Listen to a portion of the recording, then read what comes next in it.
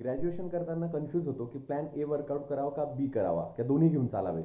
तर सरांना मी विचारलं, सर म्हटलं प्लॅन ए आणि प्लॅन बी दोन्ही माझ्याकडे आहेत, कुठल्या याच्यावर वर्कआउट करू.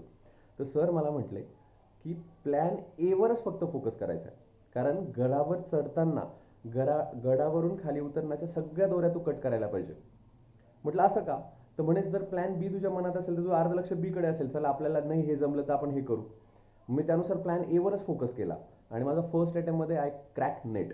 मला खूप त्याचा फायदा अजूनपर्यंत होतोय की मी एवरच फोकस करत सगळ्या गोष्टी करत असतो, की त्याला ऑप्शन्स काही ठेवत नाही.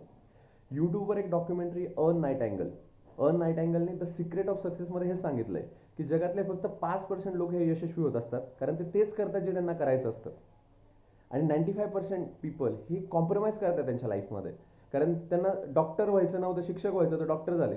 काहींना शिक्षक व्हायचं होतं, इंडस्ट्रीमध्ये जॉब करतायत. तर यामुळे ते कॉम्प्रोमाइज करतात, दे आर नॉट हॅपी. त्यामुळे आपण एकच गोष्ट फिक्स ठेवूया, त्यासाठी 6-7 वर्ष झोकून काम करूया, नक्कीच रिझल्ट आपल्याला मिळेल. त्यासाठी आपल्याला पेशन्स ठेवावा लागेल, मात्र आपली आवड आपण नक्कीच जोपासली पाहिजे. त्या आवडीनुसारच आपण करिअर करायला पाहिजे. त्यामुळे आपल्याला पुश करण्याची गरज पडत नाही, आपण स्वतःहून ते काम करतो. थँक्यू.